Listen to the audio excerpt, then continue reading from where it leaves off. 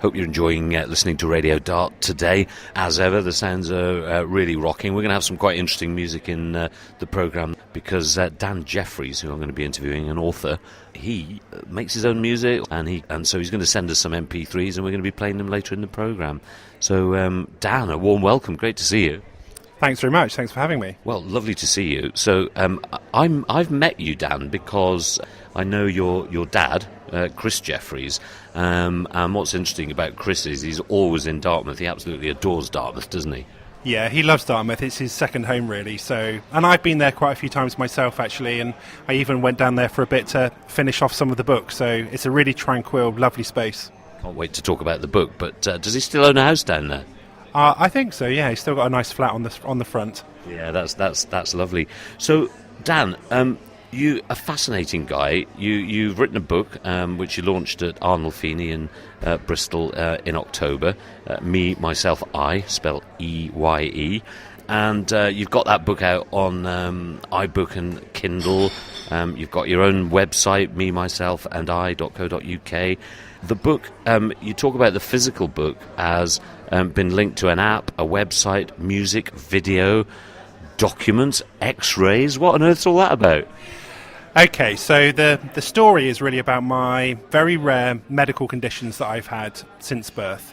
And through a flippant comment that someone made, actually in this very restaurant, strangely enough, they planted the seed for me to write my life story. We should tell you we're in Bordeaux Quay in Bristol. They love being advertised, so great to be back. Somebody's winking at us. So I started writing the book, and I realised that I had lots of other content I wanted to include. Like you said, music, videos, documents, and I just thought it costs a lot of money to put pictures into a book. How can I do this? And I just had the idea of having a website that accompanies the book. So as you're reading the story, the footnotes tell you to go and look at the website, look at number 23 or whatever it might be, and then you can look at the content, and then you go back to the book. So it works really, really well, and the feedback's been fantastic about that being a sort of new reading experience, really. Okay, well, we're going to get into that in some detail in a moment, but originally born in Weston-super-Mare, you ended up in Bristol at the Queen Elizabeth Hospital School. You were there for 7 years, and then off you went to Canterbury to uni, and you studied drama and theatre. Did lots of sound design, editing for a job. You went on to teach music. You directed plays at uni. You're an author. You're now building and managing online learning training for vets, and you even worked in a music college for 12 years. You're a man of many talents. Yeah, I've got a few. I've always been creative, and I've always enjoyed the creative industries, and teaching music technology to students who didn't have any experience was really, really rewarding and satisfying, whilst writing my own material as well. And the whole online learning aspect sort of came about in the last few years of my job, and that's been an ever sort of expanding area too. So yeah, I love being creative. So you've got this medical condition, which you've had all your life. You've written a book about it. This is going to be fascinating. We'll, obviously talk about this in considerable detail in a moment. But interestingly, a little snippet is that you had your book launch at Arnold Feeney in Bristol, and they were delighted there because you actually sold more books than Bill Oddie did. I mean, brilliant. How did you manage that? Well, I'm not quite sure. I think really, really big marketing and promotion on my behalf, using social media a lot to raise awareness. And yes, it just so happened we sold nearly 30 copies, and they were very happy and sort of commented quite funnily, well, you sold more than Bill Oddie did. So I was pleased with that. Absolutely fantastic. And I mean, of course, social media really is making a difference. You think about the most well-known examples of where social media has really taken artists right to the top, like the Arctic Monkeys. I mean, do you think as you develop this now, and as we get out there on social media, I mean, I'll be tweeting this to over 5,000 people, and Facebooking. Do you think that really does have an impact? And do you think people are going to start to buy online? You could have a bestseller on your hands. Who knows? Yeah, I mean, I think if you ignore it, then that's at your peril. I mean, I don't think anything will ever replace physical product, but having some interaction with your fans, for want of a better word, making them aware of content, making them feel special and part of almost like a club.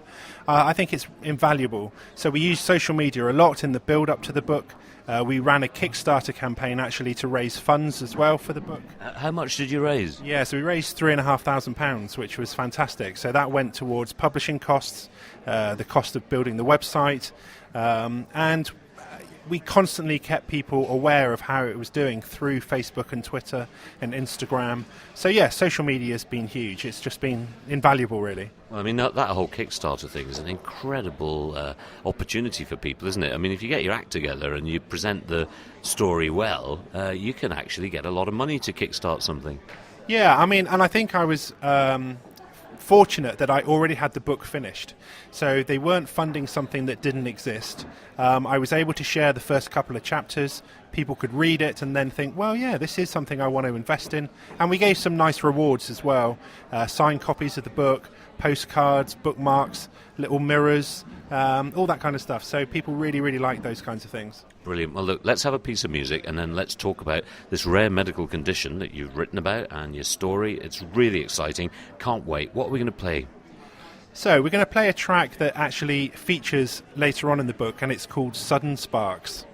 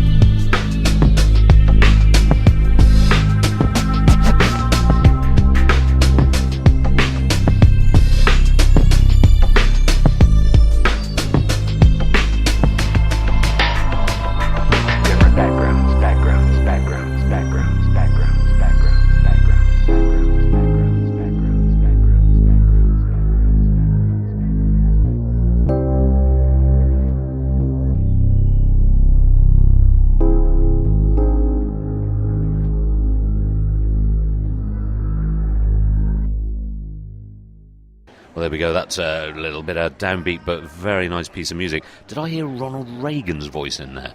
Yes, you did. It's a rather obscure sample, but it fitted the tune at the time. Great. I mean, Dan Jeffries, it sounds like you sound like an author. It's almost like he wrote the Da Vinci Code or something. It's a great name. It's a real author's name. Tell us about your book. Tell us a little bit about why you've written this book. Well, thank you. I'm never convinced that my name's that great, but I take your word for it. That's very kind of you.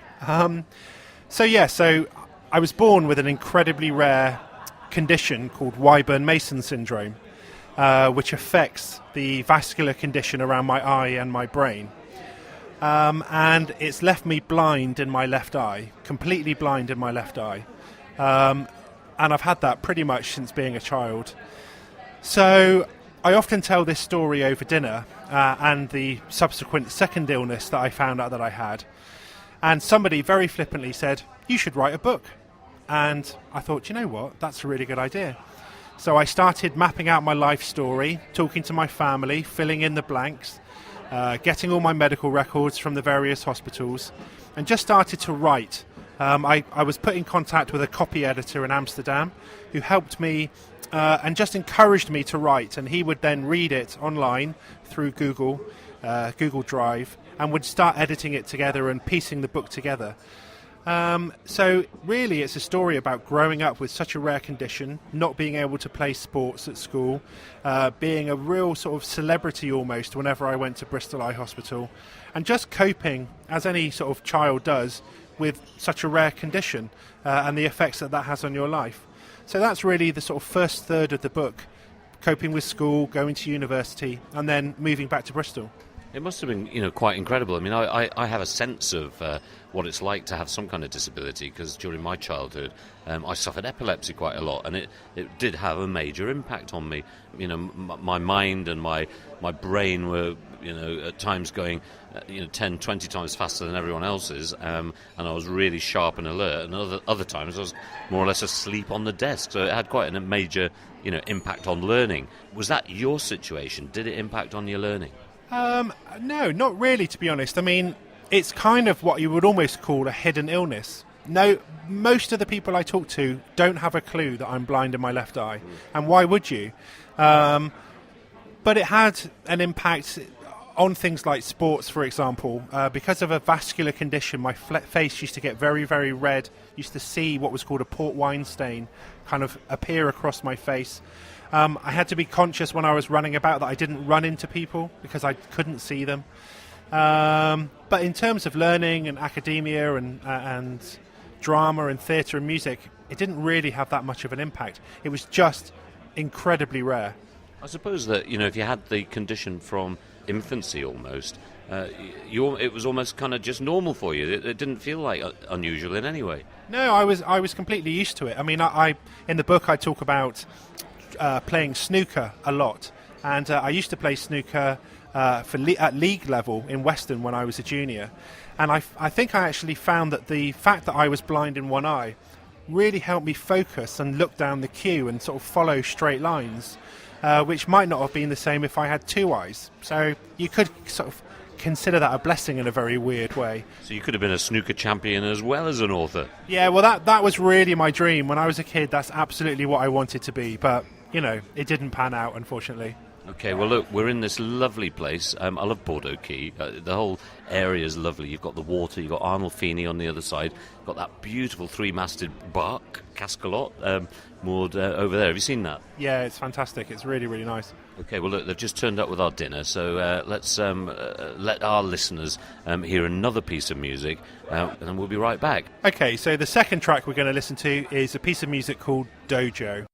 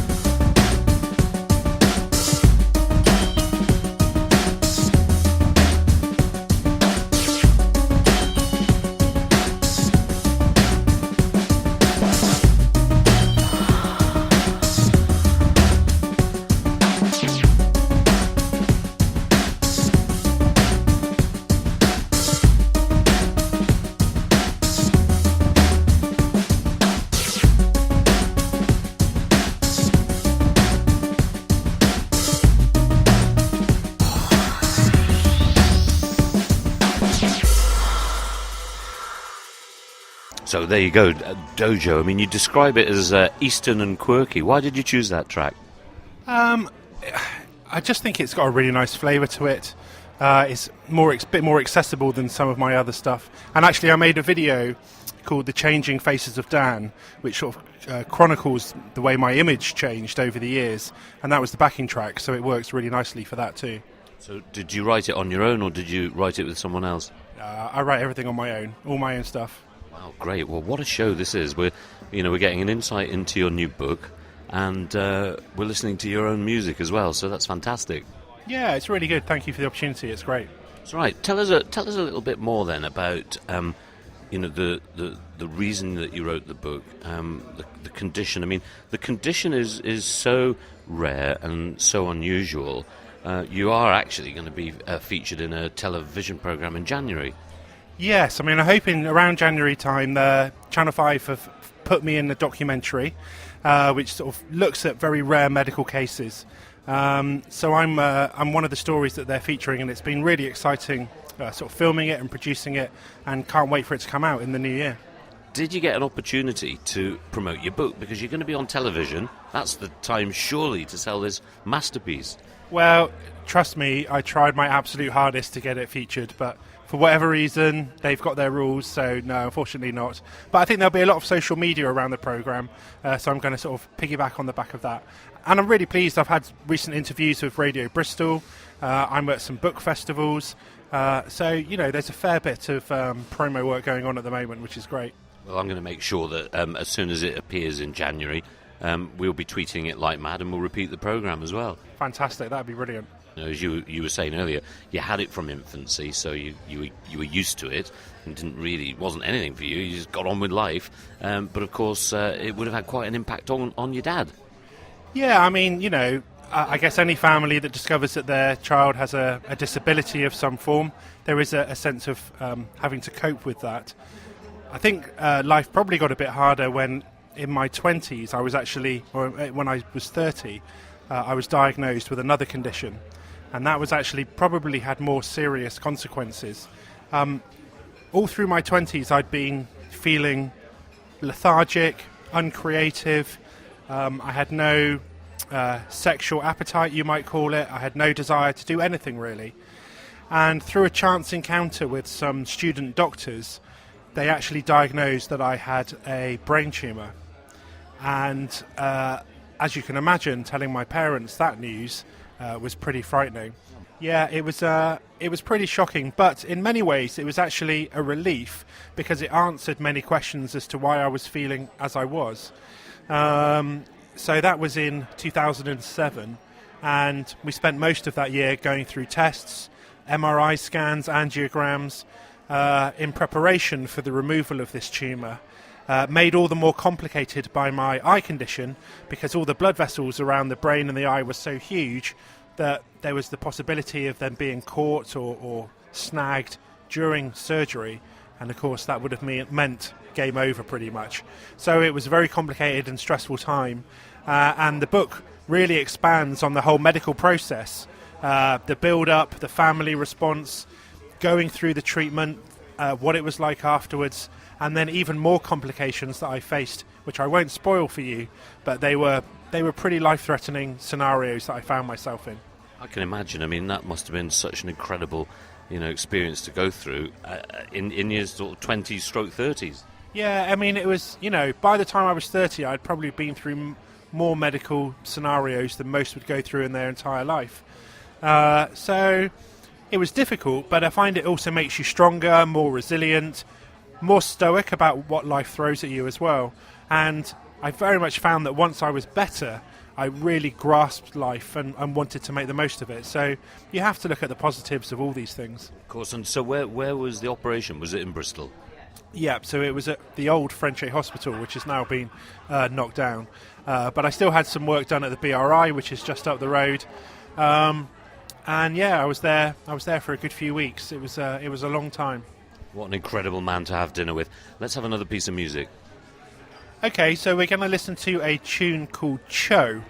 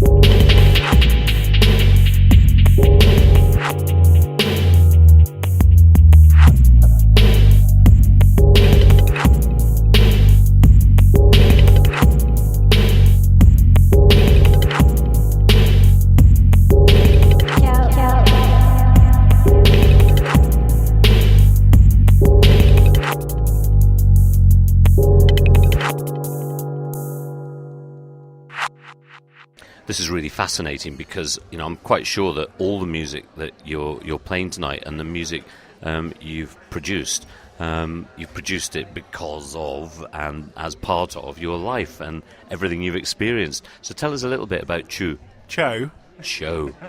Got to get it right. So Cho is one of the first tunes I wrote actually after coming out of hospital. So I think where it's got this sort of quite menacing beginning, and then it breaks into a period of sort of real warm atmospherics in the middle. That possibly reflects my life to some extent as to what I had just been through. The little vocal sounds you hear of me saying Cho, well, they were recorded by me, and I just messed about with them and changed the pitch of them. So I like sort of writing slightly more experimental bits of music here and there. Wow, it's just great. And are you still writing? I mean, you said earlier, over dinner that you are probably only ever going to write one book, or you're not sure that you're going to write another book. Does the same go for the music? I mean, has that creative part of your life come to an end, or do you anticipate doing more? No, it's definitely not come to an end. I mean, I've got probably half a dozen pieces of music that I just want to finish. I've been so busy with the book for the last 12 months, really, that the music's had to be put on hold for the time being. But now things have quietened down a little bit. I can definitely get back on those, start releasing them again, and sort of start pushing my name out a little bit more. So I'm really looking forward to getting back into the studio. Well, we'll have to play your music. You'll have to keep sending us your MP3s. Tell us about the next part of the book. Okay, so really once I discovered this second illness, this very rare condition, the final third of the book is really about coping with the after effects of the surgery, how it affected my life, how life improved for the better, how some things changed. For example, I lost vision in the right hand side of my eye. So I was already blind in my left eye, and then I lost vision in the right hand side of my right eye. And as you can imagine, my corridor of vision, as you might call it, suddenly became a lot more narrow. So I found myself walking into people when I was in town, or I found myself walking into my door frames at home because I couldn't see where they were. So the book very much kind of concludes and moves towards reflection, thinking about how these things have changed my life, and also the after effects. Like I say, the vision. I had a lot of problems with my teeth as well, which you wouldn't believe how big a problem actually. And also, I was potentially going to have heart surgery too. My lord, I mean, you'd never guess. I mean, you're sitting here looking like a picture of health. Oh, by the way, for those of you that want to have a look, the man is on www.facebook.com/Radio Dart. Yeah, and my website, for those that are interested, is memyselfandI.co.uk, which is where you can watch videos and find all the content that supports the book as well. And if you're a Facebook fan, search up Me, Myself and I, and come and follow the page, because we put lots of information up, lots of exclusive things, pictures, interviews, that kind of stuff. So it'd be great to have some new followers. Absolutely fantastic. So can we expect any more from you then in the coming months and weeks? What have you got planned? Well, I've got a couple of book festivals lined up, so I'm going to go and talk about the creative process as well as my story. Hoping, fingers crossed, that I may make an appearance at the London Book Fair, which is probably one of the biggest book sort of fairs and festivals in the world. I'm waiting to hear back if my application has been successful. I've got the documentary lined up. I've got loads of stuff lined up, so I'm really just excited about the sort of wave that I'm riding on that this book has created. And I haven't written the book for that. I've written the book to raise awareness of these conditions, but people are really sort of getting to like the book and giving good feedback. So, it's a one-off. Let's make the most of it.